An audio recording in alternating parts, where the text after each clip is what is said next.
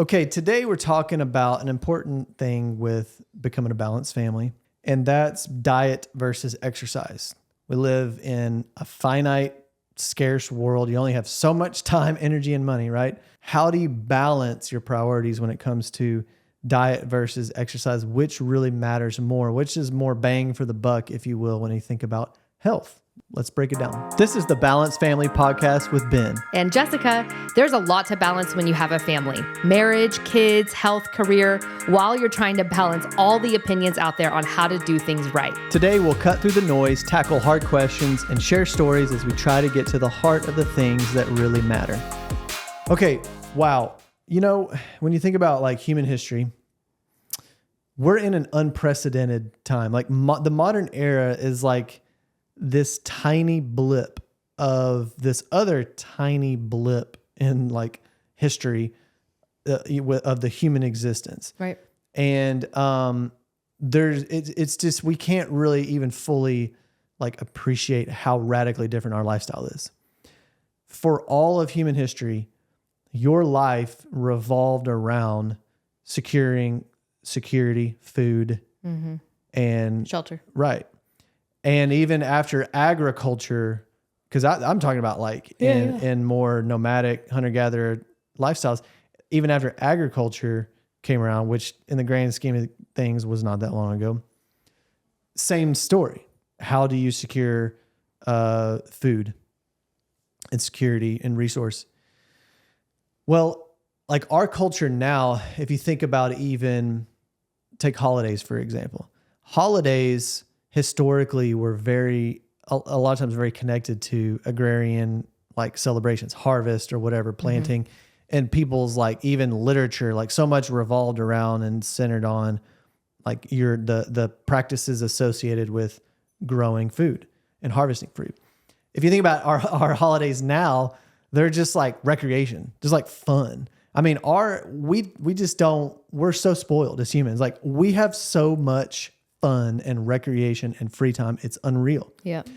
But with that, ironically, we have developed things that are like, that humans were like never supposed to have. Humans were never supposed to have just a ridiculously nearly unlimited amount of calories at their fingertips. You know what I'm saying? And we do. And then humans were never designed to just be sitting around doing nothing, being entertained and consuming, entertainment and media nonstop. Never in the history of humans ever was that even possible to literally sit down and be entertained 24/7. But that's a reality now. So that's just kind of like this elaborate way to say, right now in the human experience, we're surrounded by junk food, toxins, and a sedentary lifestyle. Even our jobs require us to like sit around, right? A lot of our jobs, not all jobs. So here's the question: how do you build a balanced family in a modern era with like all this stuff working against you to be healthy, to be whole? Because when we talk about a balanced family, it's about being whole, holistic, focus on just how you build family. So one of these that you have to like really be intentional about is a good diet and exercise habits. So we're debating today, what is more important? What matters more? We got people that are new parents that are pregnant, that like time's limited. And, especially when you got littles, like time's very limited. Like, how do we balance that? What are your initial thoughts on just this whole big philosophical idea, Jess? Well, I think what it calls to my mind is in the necessity for intentionality. You have to be very intentional with your decisions. Whereas in eons past, your decisions were kind of made for you. It's like, okay, the vegetables are ripe today. I need to go pick them and then I need to preserve them. Like your schedule was kind of made for you in a lot of ways based on, I have to go get water from the creek. And so that's going to take 2 or 3 hours of my time, And like you're saying now, it's like we have running water, we have air conditioning, we have, food. Washing you can machines. DoorDash food now to your house. If you want McDonald's at 3 a.m., you don't even have to get in your car. It's wild. You can just like on your cell phone, order it. If you live, where DoorDash goes. and you can have it delivered to you within 20 minutes. We live like kings. It's wild. Yeah. And so because of that, you have to be very intentional.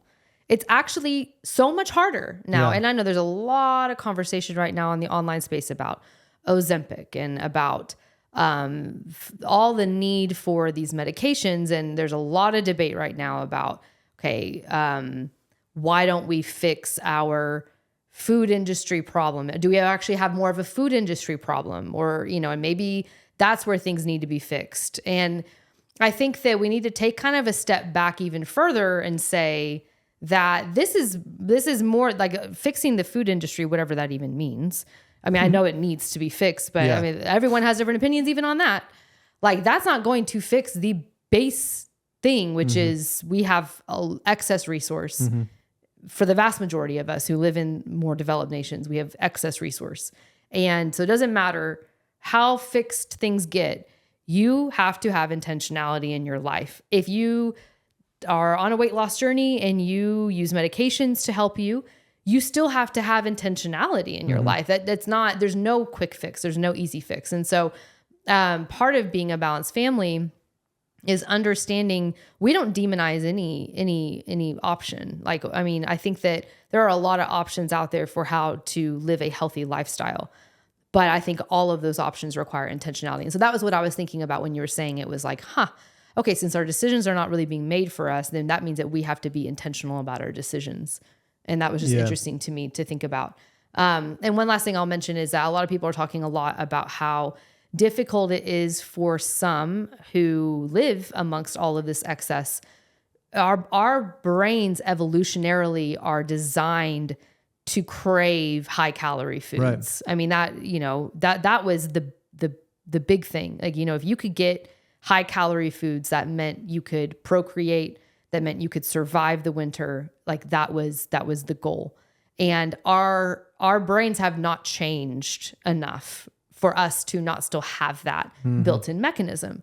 And so some people really struggle with something called food noise, where because of a lot of different reasons, they kind of think about food a lot and they think about what am I going to eat next? I struggle with this some personally. I have a little bit of food noise where it's like you have cravings, your biology's kind of out of whack. And again, I think that a lot of the people of the past have talked about how, well, if you just have enough willpower, and if you just because I'm basically kind of countering myself and I'm going on a tangent, but I'm getting somewhere. A lot of people would say, okay, well, just be intentional, just have willpower and, you're going to be healthy. But we actually have so much up against us in this modern world. It's very difficult to do that. And so that's what I mean when I say we don't demonize any mode or method. There's not really an easy way out, because a lot of people who are on Ozempic, for example, they report having their food noise has like dramatically decreased. They're actually able to be intentional on that medication. Whereas before, no matter how hard they tried, no matter how, Weight Watchers, Noom, whatever they did, like it was like they just couldn't seem to be able to like do it. And some so people, much emphasis on eating still. So yes. Right. And some people just need that extra help. People, there's a lot of research right now for people who then eventually the goal would be for you to not have to take Ozempic forever. You get off, and I think it's 60 to 70% of people end up gaining the weight back. Yeah. And it's because, there weren't habits being changed. So anyway, this long way to say intentionality is required no matter which way you slice and dice it, but it's not an issue of like, you're just not, a lot of times it becomes kind of a morality issue where it's like, you're just not self-governed enough. You don't have enough self-control. And it's like, actually it's a lot more complicated than that. And so, anyway. Well, yeah. And I said a lot, so. Well, no, that was really good. What's also interesting is like when I try to address this question to myself, I was like, well, I don't even know how to answer that at first. But so I try to ask myself the question, well, which one's easier? Because it's like, if diet's easier, exercise is easier, start with that one. But even when I thought about that, I was like, you know what? That really depends on the person. Because there's so many people that just love working out and love exercise and they're like super active. And like, it's just like, and I just personally was never like that. Like even as a boy, I just wasn't always just like, let's play football and baseball and basketball and just like nonstop activity. I just wasn't, I did play sports. I enjoyed sports. I was pretty good at sports, but I just didn't have this like unending energy that it seemed like some other boys had. And, but on the flip side, I've like never struggled with food.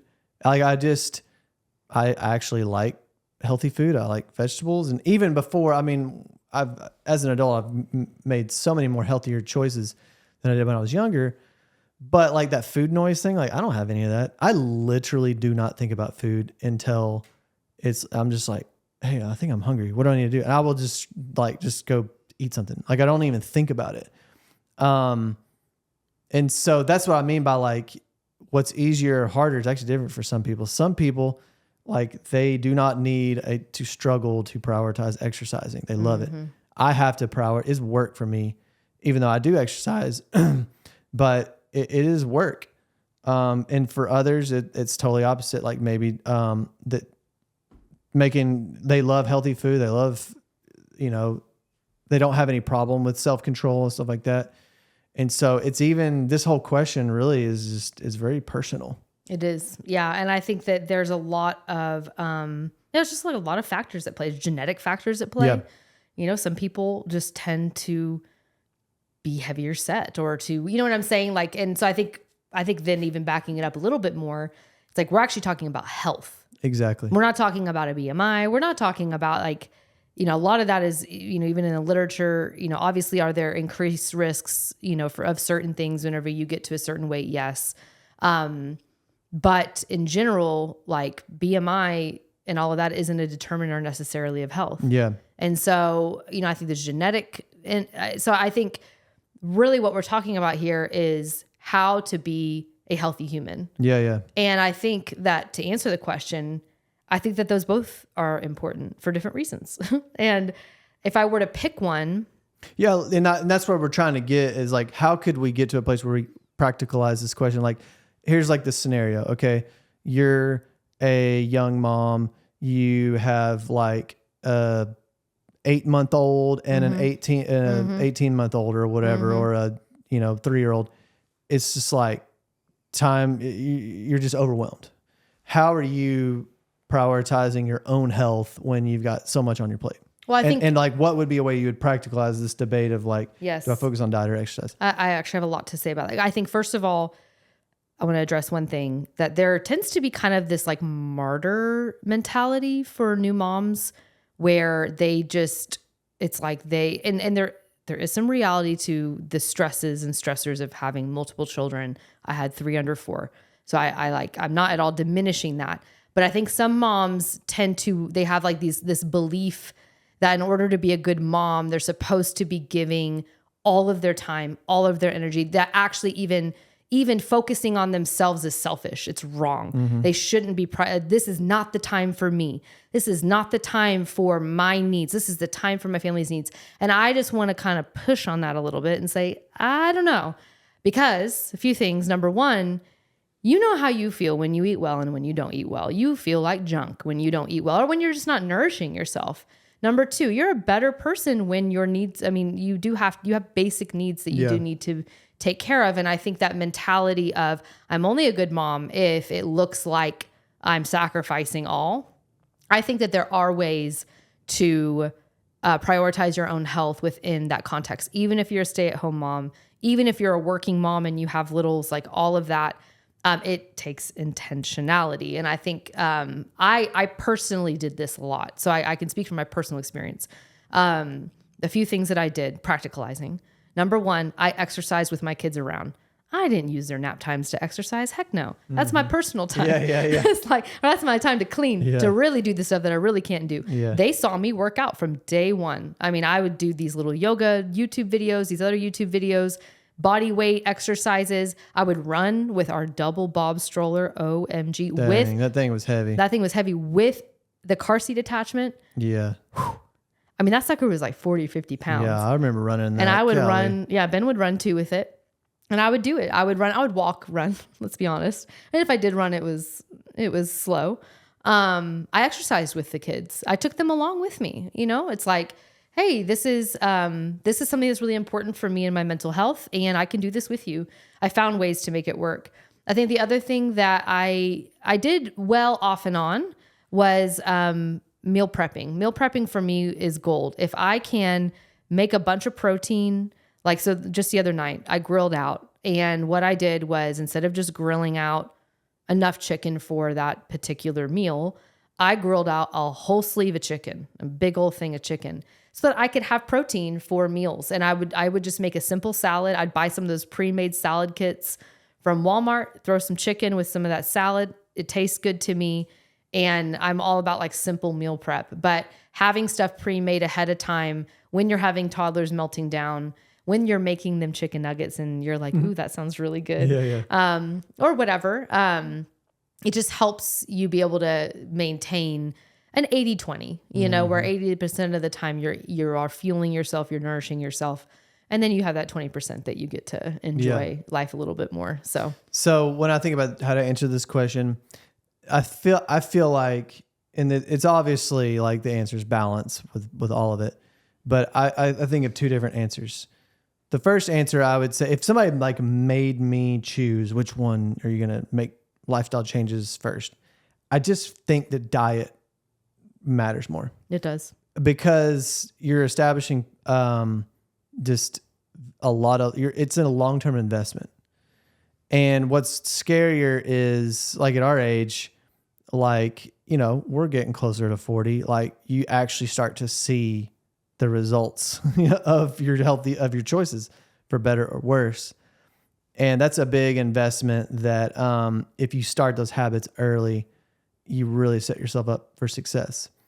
As opposed to like exercise, like, we're not researchers, I'm not a doctor, but I believe I've read a lot of just like, even people when they start exercising later in life, like it has this massive effect later on. But that's obviously not an excuse to be like, well, I'm just going to exercise whenever I have more free time later, because you will never want to. And so I feel like choosing a healthier diet and really getting intentional about that is really important, especially when you got little ones, you're training their palate. And I'm so glad that we've always tried to use as many whole foods as we could, because now, you know, when our kids are always hungry, wanting a snack, like we're always like fruits or veggies, you know, it's like this. If they're really hungry, they'll eat fruits or vegetables. Yeah, right. Fruits and veggies if you're really hungry. As opposed to just having all these prepackaged foods. And I feel like another reason why diet's a good one to start with is it's actually, well, and again, it's not easier for everybody, but I feel like it's easier structurally. And what I mean by that is, like, if you do not buy bad food, you will not eat bad food. And that is true. Is like, if it's not in your house, you won't eat it. Right. And so if you're just really struggling to develop those healthier habits, like, get for real about what you're putting in your home. And you literally, like, will have to make a decision at 10 p.m. Like, if you want something to indulge, you're going to have to literally get out of bed and get in the car. And there's a nice barrier to have. And that's something I've appreciated about you, because you're the grocery shopper, is just like, there's so many nights just like, I want ice cream, I want something. And it's just, there's just nowhere. And I'm just like, oh, okay, I give up, you know. But we are an ingredients household, which if you're part of the crunchy scene at all, you know what that means. What does that mean? It means that we have prepackaged stuff. So I'm actually, we're not completely an ingredients household, but I would say we're majority ingredients household. So if you want a cookie, you got to mix the butter, the flour, the sugar together. And our 11-year-old knows how to make cookies. And so, yeah, if she wants a cookie, she's got to make it. And sometimes now it's like actually kind of scary, because she literally could make cookies every night if she wanted to. Yeah. So I have to help her a little bit with that boundary. But like, I don't like, just, if I buy Oreos, for example, I'm buying them for a vacation. Yeah. And it is we just never really have anything unless it's just like a special treat. And so, and honestly, that's really helpful, because you always have holidays. Oh my gosh. There's always holidays. There's always treats around. So I'm like, why would I add fuel to that fire and buy a bunch of junk? Like, we have enough as it is already. There's always a reason to celebrate. Think about candy, yo. It's like, there's Halloween, then like Christmas, and then there's like Valentine's Day and Easter. I mean, you could have candy in your house almost all year long. If you don't have it, just throw it away. Right. Another thing about why diet's a good place to start is that you can make small choices that have a big impact, versus like exercise. Like, if you go on this slow leisurely walk once a week, like, you're not really getting the exercise that you need. But back to the diet, like if you just start with like, I'm going to cut out soda, boom. It's like, you're going to have an effect from that. It's very positive. Some people lose a lot of weight when they do that. Yeah. Just cutting out the, liquid calories, boom, right there. You're going to have a benefit. If you're going to say, I'm going to start cooking and not eating out every night, you're going to definitely see results difference. from that. Yeah. You know what I'm saying? So that's what I mean by like, there's such a great, you're not going to lose weight taking a leisurely walk a couple times a week. Yeah. Most likely. And so now, but here's my defense of exercise though, is that I feel that some people need that, that experience of self-discipline that's like to the point of pain. Like it's like the healthiest pain you can experience is working out. It's going on a run and like pushing yourself to your limits. It does stuff inside of your brain and like teaches your brain like governance, and it teaches yourself that you are in control of you and you can push yourself. And I feel like you can apply that. It's transferable to like all areas of your life. And so if people that have never really been consistent with exercise, never really pushed themselves, like it's a whole nother just human experience, honestly, that once you cross over and you start to learn how to push yourself physically, like it's awesome. Like you just feel like you can conquer anything. And I've found that helps me make even healthier choices and have self-control on the diet thing, because I have been able to push myself exercise wise, but also, as I know you're a big proponent of, you just feel better. You think better. You relieve. I know for me, like I relieve stress. It's been shown to drastically change postpartum depression. I mean, it's really powerful. Drastically. But I will say, I'm gonna disagree with you. I actually think that you can incrementally change exercise and it be beneficial. Okay. And the reason why I say that is a mentor that I love, our women's leader inside of our church, she always tells this story, and it's the cinch by the inch principle. So she was an avid walker for a long time, and one day just was walking. She walked this like loop around this park, just kind of over and over again. And one day she was just like, I want to run. Mm-hmm. It's like, she was like in her 40s or 50s at this point. She was like, I would like to run. Kind of like a thought. I think that's how it originated. I can't entirely remember the story. So if you know her and you're listening to me, you're like, that's wrong. Sorry. But basically what she decided to do was, well, every single time I run, every single time I walk, I'm going to run one sidewalk length, from the end, you know what I'm talking about, like how they have it with the concrete.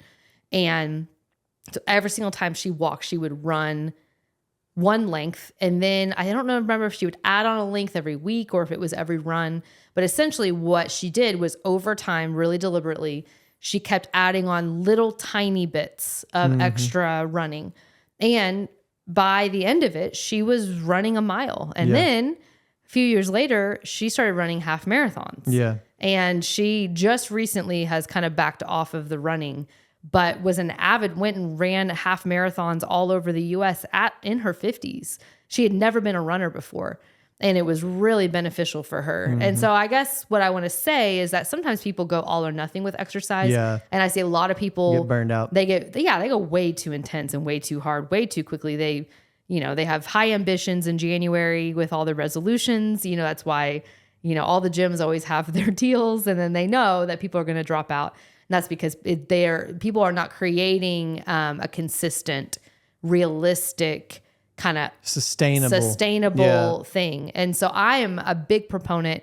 When I was a new mom, I was happy if I got a 10-minute exercise in. Yeah. Because I was like, 10 minutes is better than nothing. Yeah. And, if I was able to do that a few times a week, like just to keep myself active, like that was really beneficial. So I do think that there is a place for small incremental changes inside of exercise that, if you stay consistent, you stay at it, I think then can reap a lot of long-term benefits.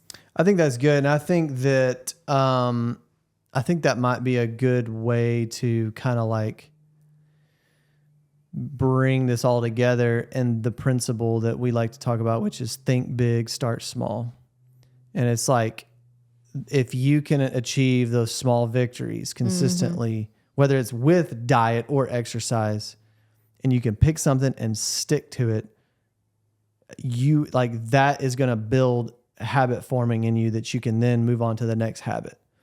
Makes me think of that book, Atomic Habits, our whole life is a bunch of habits, whether you're aware of those or you're not. And the more you take control of the habits you're forming, the more you're going to bring healthier outcomes.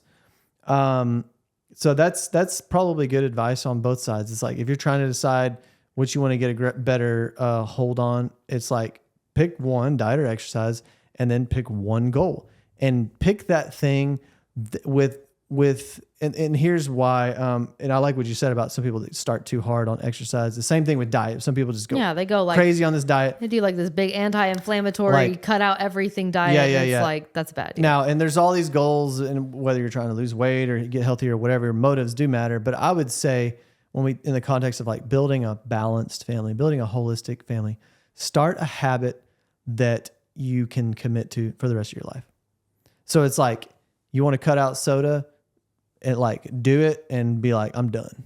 Doesn't mean we have soda sometimes. You know what I'm saying? Like so often, yeah. If you want to start a new habit, like, I'm just going to quit, because some people literally drink soda every day, or even if it's not a sugary one, it's a diet one. It's like, start with a habit that's going to be sacrificial, but then it's sustainable forever. And whether that is walking every night, whether that is, eating more greens or whatever. 2 or 3 times a day, walking once a week. I mean, not a day. I'm sorry, a week. A week. Yeah. I meant a week. Yeah. Like, think big, start small. Yeah. Eating more greens. Make sure you eat something green every day. Like, whatever it is, think big, start small. Make it a habit that you do not plan to stop. And when you're gonna have that small victory, and pretty soon you'll figure out that it's just like routine and a part of your life, and you'll look back and be like, dang, I haven't, done this such and such bad habit in forever, and I don't even crave it as much anymore. And that's the start to healthier living. Dedicate one little small habit to change this week. Good deal. And it reminds me, I need to get out and run. Yes, you do. Yeah. Let's go do that. Yeah, let's do it. Bye. Take care. Thank you so much for listening today. It would mean so much to us if you left a review on Spotify, Apple Podcasts, or wherever you heard this. And let us know your thoughts on today's episode by leaving a comment on Spotify or YouTube, where you can also watch these episodes.